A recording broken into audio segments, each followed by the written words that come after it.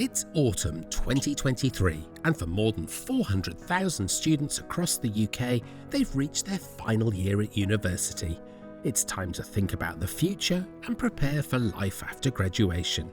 We're meeting 4 finalists who'll be leaving university in the summer of 2024 to find out about their career plans and how they're coping with graduate job hunting. Our first finalist from the class of 2024 is Priya Dinsa.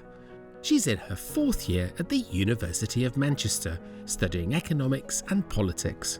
She's already had a year in industry as part of her degree, working at an investment bank, and this has helped clarify what's most important to her for her first role after university.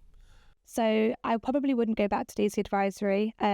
This is mainly because it's a Manchester-based role, and I think that whilst it was very intense, it taught me that when you do have a little bit of your personal life back, it's something that I'd want to spend probably closer to home, which is actually in London. So I've decided on that basis to move back home.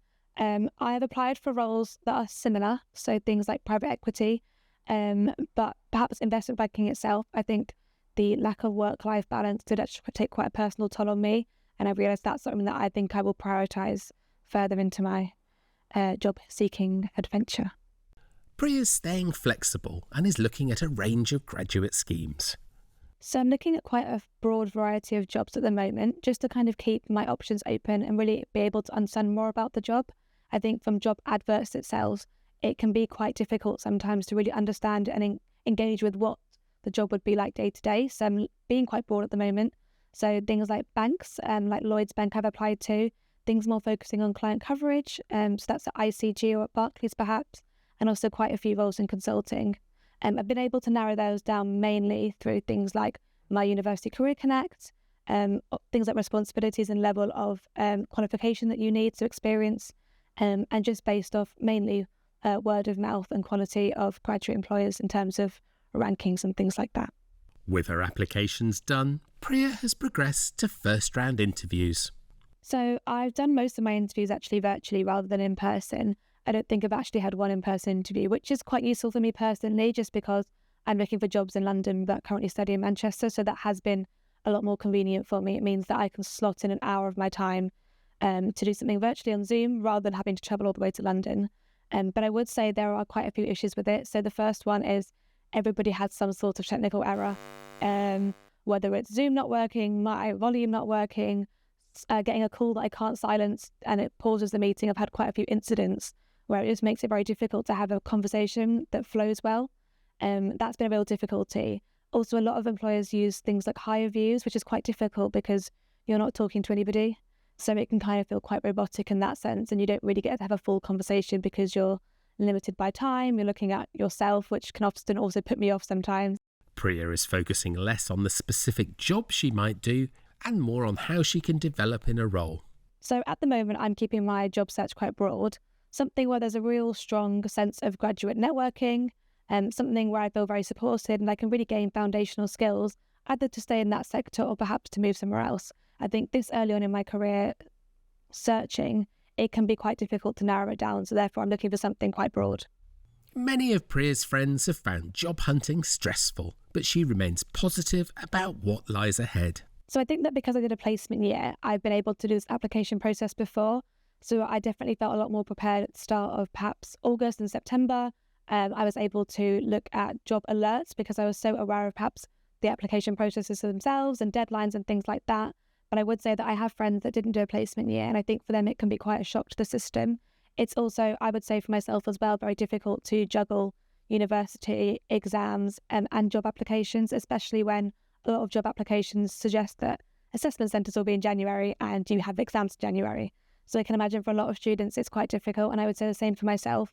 I just think I'm in a slightly better position because I have done this once before, so I'm a bit more understanding of what to expect in the future. The second of our 2024 graduates is Kenneth de Leon. He's in his 4th year at the University of Bristol, studying physics with innovation. This unique course allows Kenneth to have in-depth specialisation in physics, but also work alongside students from other innovation disciplines. I will approach a problem very technical, but then you'll have someone who studies psychology with innovation, and they'll go, but have you understood the human factors that's going to affect this? then you've got someone who studies computer science coming in saying, well, actually, we've got AI that can help us out here. Could this be a potential solution? And then you've got the business students come in and say, okay, but is this actually suitable as a venture? Have you done all of this? This is the planning, that sort of thing. And then other disciplines will come in to give their own opinions, their approaches. And I think that collection of approaches and collaboration and just keeping an open mind helps, is what innovation is. And that sparks the next innovative initiatives or the new ideas that will happen in the world. After school, Kenneth took a gap year and worked as an operating room theatre assistant in his local hospital. If they need to bring out something out of the sterile field, I will take it from them for lab work or just to be sent off somewhere else. Or if they need an implant, for example, I have to rush out to grab that implant, bring it there and open it in a sterile way. So I find that really, really fun. I've been doing that for the past 4 years. It's my part-time job every time I go home. Kenneth has tried to make use of university contacts to help him with his job hunting. I'm quite active on LinkedIn, just kind of scrolling through what kind of things are out there. I also look at the alumni network that we have, so just kind of seeing where they've been applying to. So I know someone who has applied to EY. She's doing really well there. I've also just been looking at, just doing a quick Google search, looking at Bright Network, that sort of thing, those kind of websites, just looking at, okay, what's open, that sort of thing. Although Kenneth is studying for a sought-after STEM degree, his interaction with graduate employers has been limited. I would say I am looking for jobs rather than employers coming to me because of my degree, because of what I've done in the past, that sort of thing. I feel like my time at university, I haven't really seen a lot of employers on campus too.